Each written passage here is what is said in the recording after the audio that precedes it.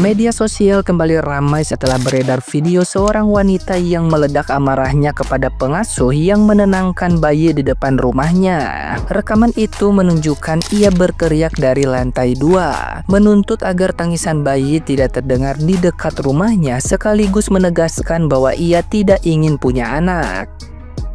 Ia turun keluar rumah, mengklaim area jalan sebagai wilayah pribadinya dan memaksa pengasuh menjauh. Keributan itu menarik perhatian warga sekitar, sementara seorang pria di dalam rumah ikut terlibat dalam ketegangan.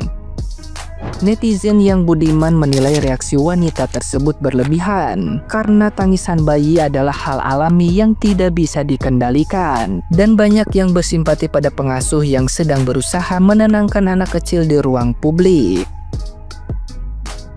Setelah debat soal toleransi, kesehatan mental, dan etika bertetangga semakin memanas, muncul kecurigaan bahwa kejadian itu hanyalah settingan demi konten. Beberapa netizen yang budiman mengaku melihat bahwa yang digendong bukan bayi sungguhan, melainkan hewan kecil yang digunakan sebagai properti. Dugaan promosi terselubung semakin mencuat ketika video dari sudut pandang berbeda mendadak hilang, memunculkan spekulasi bahwa proyek kontennya gagal dan justru berbalik menjadi bumerang di publik. Nah, gimana nih menurut netizen yang terhormat? Silahkan berkomentar ya. Itu beneran apa cuman konten sih guys? Zaman sekarang susah dibedain mana yang real dan konten. Oke, mungkin Simbanya ini lagi kecapean dan butuh istirahat, tapi malah keganggu sama suara tangisan bayi dari tetangganya di depan rumah dia. Dan itu memang posisinya malam-malam, si bayinya itu lagi nangis terus dari kemarin, katanya tantrum, tapi malah dibawa sama susnya itu keluar di depan rumah Simbanya nangisnya. Tapi kalau di kampung-kampung biasanya orang-orang atau para tetangganya itu bakalan memaklumin dengan suara tangisan bayi ya. Beda lagi kalau di kota, sifat orang kan beda-beda ya, karakternya beda-beda. Gue juga seorang ibu, tapi gue juga kalau anak gue nangis terus, apalagi di depan rumah orang, gue juga agak ngerasa gak enak sih, takut ngeganggu tetangga. Menurut kalian gimana guys sama video itu? Lewat beranda di FYP, kalau ada babysitter yang lagi nenangin si bayi dari majikan mungkin ya. Dan ada juga tetangga komplek, karena itu di komplek perumahan, jadi ada tetangganya yang gak terima karena si bayi nangis terus. Dan si babysitter pun juga bilang, teriak, ini anak kecil mbak, gini. Ya menurut aku ya, tetangganya yang komplain itu nggak salah juga, karena masanya si babysitternya itu ada di depan rumahnya si tetangga itu tadi, which is kalian tahu guys, aku walaupun udah menjadi ibu baru as a new mom gitu ya, punya bayi 6 bulan ya, kadang aku juga stres juga ketika bayiku nangis terus gitu ya kan, apalagi babysitternya yang serba salah udah ngerawat seharian. Dan saran aku buat orang tuanya si baby yang asli, please be aware. I mean, being parents is not that easy. Gak pernah mau ikut campur urusan orang lain segininya guys. Barusan lewat di FYP aku. Jadi tuh ceritanya kayaknya mbak-mbak ini tuh marah, kesel, ngetok-ngetok tetangganya karena anaknya itu nangis guys. Ya dia nangisnya juga nangis di rumahnya sendiri, terus diketok-ketok tuh rumah tetangganya dan dia ngamuk-ngamuk kayak gitu guys. Kalau gua jadi tetangganya, gua diketok-ketok kayak gitu gara-gara anak gua nangis, udah gua gebok sama gua, udah gua tampol sumpah ya, emosi gua ya kan, namanya anak kecil ya. Walaupun bagaimana, anak kecil emang pasti suka nangis, suka tantrum. Jangankan anak kecil, kita aja yang udah gede aja kadang kita suka nangis, ya kan? Tapi sampai diketok-ketok gitu kan, aduh. Kalau gue jadi tetangganya ya, rumah gue diketok-ketok nih sama mbak ini nih, gara-gara anak gue nangis, udah gue injek batang lehernya. Sumpah, emosi nih gue. Dari kemarin nih ya, muncul di FYP Koko ya video-video seperti ini dengan sekelompok orang yang sama. Yang kemarin si kakak baju abu-abu itu. Nah sekarang dia ada lagi yang si cowok dengan bahasa yang sama gitu, kata-kata yang sama. Kalau nggak bisa ngurus anak, nggak usah punya anak. Gue nggak tahu dia bikin konten seperti ini ingin apa, kayak mempromosikan suatu produk atau apa, kayak baby jila gitu.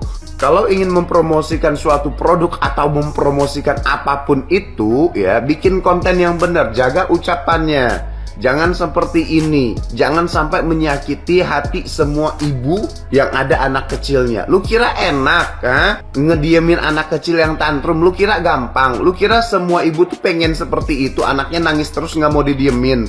Sumpah, Koko tuh udah muak banget, makanya Koko bahas lewat terus.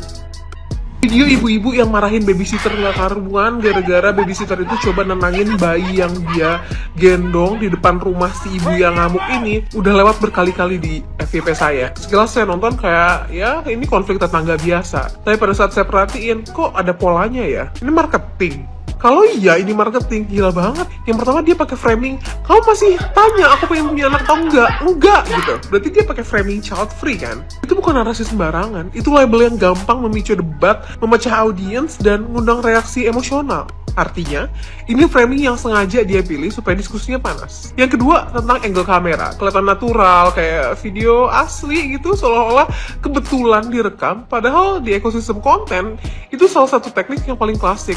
Setting kamera seolah candid supaya penonton percaya ini real. Dan ketika dua hal ini digabung, narasi child free plus angle kamera natural plus bayi nangis, dan ada tambahan istilah baru yang dipopulerkan, babyzilla. Sorry, ini kayak mulai yang udah familiar deh. Konten yang sengaja disusun untuk viral. Saya nggak mau ke arah ini pro kontra child free atau enggak ya. Bukan soal siapa yang benar siapa yang salah. Ini cara sebuah video untuk memanfaatkan moral framing untuk memancing emosi publik demi engagement, demi viral, demi marketing maybe, I don't know. Dan menjadikan bayi yang diteriak-teriakin sedemikian rupa, babysitter yang lagi ngasuh dimarah-marahin kayak gitu sebagai bagian dari dramanya, itu menurut saya nggak banget.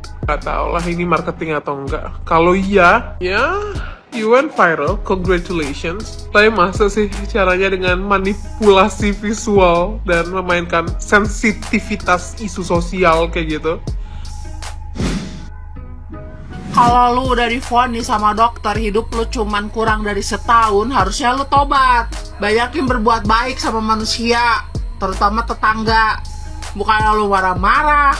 Lu pikir ngurus anak gampang apa? Mentang-mentang lu belum punya anak, seenaknya aja lu ngomong, lu congor lu tuh.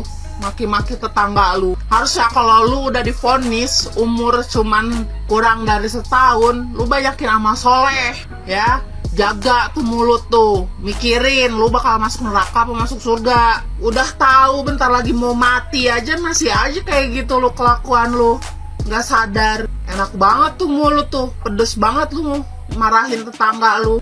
Bisa jadi tetangga lu tuh lagi stres, lagi kecapean atau apa, anaknya nangis terus, gak bisa diem. Lu pikir gampang apa punya anak? Hah? Lu pikir ngurus anak gampang apa? Lu gak ada empatinya lu. Harusnya kalau udah mau mati, baik-baik sama manusia, terutama sama tetangga. Gak usah sok iye lu, sok galak lu. Sini lu berantem sama gua, gedok gua pengen ngejambak rambut lu. Banyakin tuh amal soleh. Emang umur siapa yang tahu? Siapa yang duluan mati emang gak ada yang tahu. Minimal kalau udah divonis gitu sama dokter, mikir. Mulutnya dijaga, kelakuannya dijaga. Marah-marah lu, ngamuk-ngamuk lu. Kayak domba kesurupan lu. Lu yang harusnya berobat tuh. Lu yang ngeganggu lu. Gak ada empatinya lu. Lihat komenan lu, di VT lu tuh banyak para ibu yang sakit hati sama ucapan lu. Tai lu emang, mulut lu tuh tai lu, udah mau mati juga. Perkara bayi nangis mbaknya tantrum, jadi kita nggak ngerti siapa yang salah siapa yang benar. Tapi sih kalau menurut aku sih nggak usah berlebihan gitu, karena kalau seorang anak nangis itu biasanya, apalagi anak ini nangis nggak mau diem gitu, nangisnya itu lama gitu ya, berarti di rumahnya mereka itu tuh ada energi yang negatif gitu loh. Makanya seorang ibu kalau anaknya nangis biasanya mereka tuh sering jalan gitu, gendong anaknya gitu kan sambil nenangin, misalnya sampai ke komplek orang juga. Biasanya kalau di sana ada energi yang baik, anak itu tuh bisa diem ya. Tapi itulah salahnya mereka tinggal di kota, jadi yang adatnya sudah lu gue, masalah lu bukan masalah gue gitu. ya, beda sama yang kita tinggal di kampung. Makanya kita bersyukur, alhamdulillah punya tetangga seperti orang-orang di kampung, dimana kalau anak nangis entah itu jam 1, 2, 3, 4 malam, kalau nggak diam-diam misalnya setengah jam, 1 jam, biasanya tetangga tuh berbondong-bondong keluar dari rumah mereka untuk nenangin, untuk ngebantu kita gitu. Iya, karena memang perkara nangis anak itu bukan asal-asal nangis. Kalau anak kecil itu biasanya ada yang ganggu kah, biasanya energi rumahnya itu tuh nggak bagus kayak gitu. Jadi kita tuh harus paham, karena anak kecil itu nggak bisa ngomong ya. Mungkin si mbaknya pergi ke komplek itu ya karena memang komplek mbaknya yang paling deket. Dan yang saya sayangkan, mbaknya bilang, kamu masih mau tanya aku punya anak lagi? Enggak, katanya. Nggak tahu apakah mbaknya itu sudah punya anak dan suaminya pengen punya lagi gitu, makanya dia bilang begitu, ataukah memang mbaknya belum sama sekali pernah punya anak ya.